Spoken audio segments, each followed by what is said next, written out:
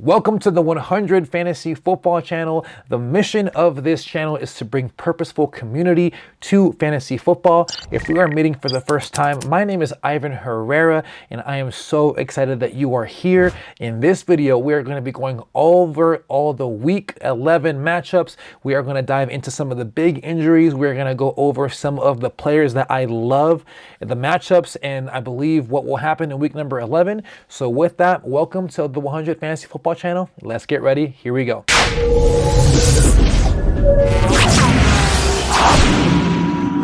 We have a lot of injuries to dive into, and one of the first ones that really shocked a lot of us was that of Chris Carson being ruled out for the remainder of the season with that neck injury. He did clear the IR. Unfortunately, last week, Seattle was reevaluating what they wanted from Chris Carson. He wasn't really progressing in the right direction, which is why Chris Carson, as well as the Seahawks, made the ultimate decision to sit him out for the entire season, which means now his backup, Alex Collins, will be the one replacing him in his absence. And even though Alex Collins isn't one of those plug and play handcuffs, he's still someone that should be generating a lot of volume.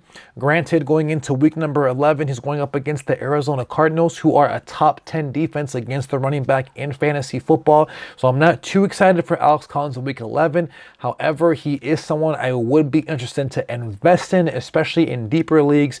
But being that running backs are such a valuable asset in fantasy football, I believe that Alex Collins is someone that is still worth targeting for the remainder of the season, being that Chris Carson is unfortunately out for the season. And of course, some of the other big news that we saw was that Aaron Jones was ruled out with the MCL strain for 1 to 2 weeks. So that means AJ Dillon, who's his backup, is going to be in a wonderful situation in fantasy football. Look, as we just spoke about right now with Alex Collins, not all handcuffs are built the exact same way. AJ Dillon, however, is one of those handcuffs that is a plug and play. And last week we saw a very small sneak peek of what life will look like without Aaron Jones. And listen, with AJ Dillon taking over, I believe you are in a good situation. I will go over AJ Dillon a little bit later into the video, so stay tuned for that. The next player I wanted to go over is Marquise Hollywood Brown from the Baltimore Ravens. Unfortunately, he was ruled out with a thigh injury, which means that Rashad Bateman is going to be upgraded. If you are looking for another wide receiver in that Baltimore Ravens receiving core, I would consider Sammy Watkins as a flyer. Of course, you're still playing Mark Andrews, so that was never going to be in question.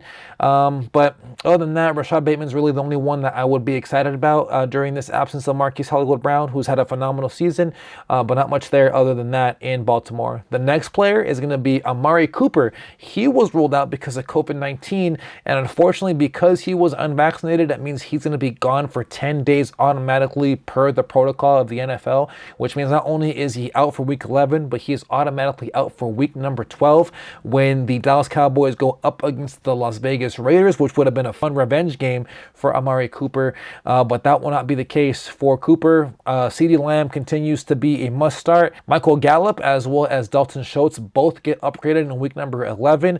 Kansas City gives up the 7th most points to the tight end, which I believe will work in Dalton Schultz's favor, especially with the loss of Amari Cooper. But other than that, that's really the injury update for what will affect the Dallas Cowboys going into week 11 when they go up against the Kansas City Chiefs, one of the most anticipated games of the weekend. The next one is Jared Goff. He was hurt with a strained oblique. He's been suffering with that the entire week. He hasn't really practiced. His backup, Tim Boyle, has gotten a lot of the reps with the first team, so expect him to be the starter going into week number 11. They are going up against the Cleveland Browns, who are a bottom 4 defense, going up against the quarterback in fantasy. You're still starting DeAndre Swift. You are still starting TJ Hawkinson. And I would maybe even consider starting Jamal Williams, who should get a good amount of dump offs if Tim Boyle seems to have some issues connecting with some of the wide receivers there in Detroit. So expect that to be the case in week number 11 for Detroit. Last two, Elijah Mitchell. He was ruled as doubtful and will be a game time decision for San Francisco as they go on into week number 11. If you have Elijah Mitchell as your starting running back, I would consider looking for his handcuff, which is Jeff Wilson Jr. See if he's available in your leagues. He can be someone that could be valuable as the 49ers go on potentially without Elijah Mitchell in week number 11. And the last one, CEH is back. He's healthy. He was activated from the IR and is expected to be back in week number 11. The one bad thing about this whole situation is that you're not really too excited because, unfortunately, the backup, Darrell Williams, has been phenomenal in CEH's absence. So I expect CEH to still be utilized. Unfortunately, with the matchup coming up with Dallas, there's still so many question marks because there's still so many ways that Kansas City can beat you. And they really haven't been utilizing CEH as we were hoping to this season. So unfortunately, I mean, he's back, but I don't know how much confidence you could have in starting him, being that Darrell Williams has been so good for them in his absence. So we'll see how it pans out. But I wouldn't have much confidence going with CEH this week in week number 11 until we see, okay, how are they going to use him with Darrell Williams and, of course, with him being healthy. So we'll see how that pans out. So now we're going to go into some of the news that I wanted to touch upon, and that is, of course, the big one was Antonio Brown being accused of having a fake COVID-19 vaccination card. He was ruled out regardless for week number 11 because of the ankle injury. He's been out since they went up against the Philadelphia Eagles in week number 6. So Antonio Brown's still going through that. We're still waiting to see what is going to happen. The Tampa Bay Buccaneers head coach Bruce Arians did say that they vetted every single player that turned in a vaccination card to make sure that it was legit. So that is what they're saying over in Tampa Bay. We'll see what happens when the NFL conducts its own investigation. So only time will tell what that will do. In the meantime, if you have any Tampa Bay Buccaneers wide receivers, you've already have seen what life without Antonio Brown is like. So I think that will be continuing to be more of the same going forward until we hear when he comes back healthy.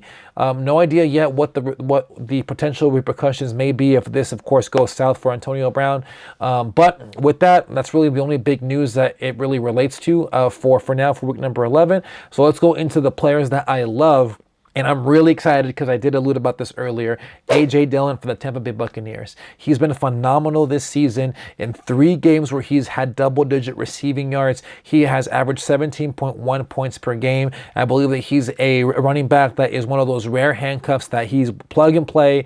He is a top 10 valuable asset in those weeks whenever he's filling in for the star running back, which, of course, in this case is Aaron Jones. I love the matchup going up against the Minnesota Vikings. The Vikings give up the most yards per attempt, and Dillon is going to be having a heavy workload, which will give him a lot of opportunities to be efficient in week number 11. He is a must start in week number 11 for fantasy football. The next player is Kenny Golladay. This is someone that's been very disappointing the last couple seasons, and I get it, but for the first time in a while, he's cleared off the injury report, hasn't practicing the entire week, and he also has a great matchup going up against the Tampa Bay Buccaneers, and I get it. He hasn't really put up more than 64 yards, and he's only done it once this season, and that was when he went over 100 yards.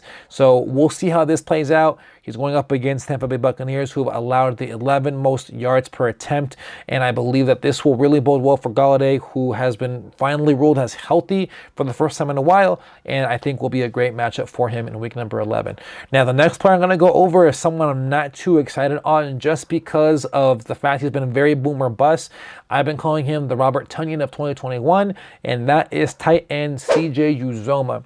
I get it. He had a huge week in game 3 where he had 2 touchdowns and had almost, 90 yards versus Jacksonville, and since that time has been very inconsistent. However, since week 3, he's been tight end 3, just to show you how volatile this position is and how shallow it is. And I get it. As first-hand experience, tight ends are a pain to invest in, even if you have some of the elite ones, other than just, of course, Kelsey, who's always surefire. But I have Darren Waller, and he's been much of a disappointment for most of the season, but that's part of what happens with tight ends. The Bengals are going up against the Las Vegas Raiders that allow the second most points to tight ends in fantasy in 2021. So I believe with the combination of the opportunity with CJ Uzomah as well as the matchup, he should have a good week in week number 11. And now, lastly, we're going to go over my bold prediction, and I'm really excited about this one. So here we go. It is for a player that is making his first start in a while for his old team. Can you guess it? Bold prediction. Here we go. Bold strategy, Todd. Let's see if it pays off for him. My bold prediction for week number 11, Cam Newton, he's back. And last week he had a phenomenal play where he rushed into the end zone and he started yelling to the Arizona Cardinals fans, "I'm back." McCaffrey split out wide to the right. Newton takes the snap, and he is in for a Panthers touchdown.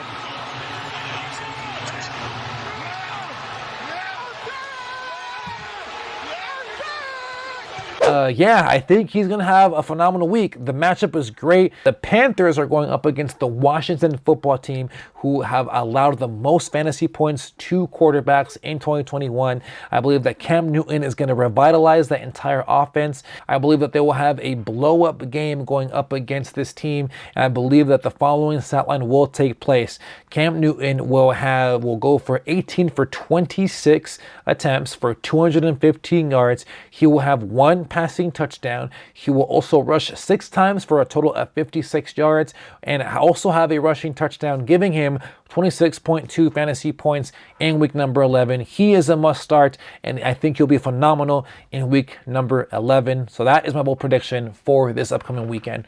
Thank you so much for making it to the very end of this video. It means the world to me that you would be here till the very end. Be sure to like, subscribe, hit that push notification bell so that way you are alerted whenever I upload a video. As always, best of luck to you this week in week number 11, and keep it 100.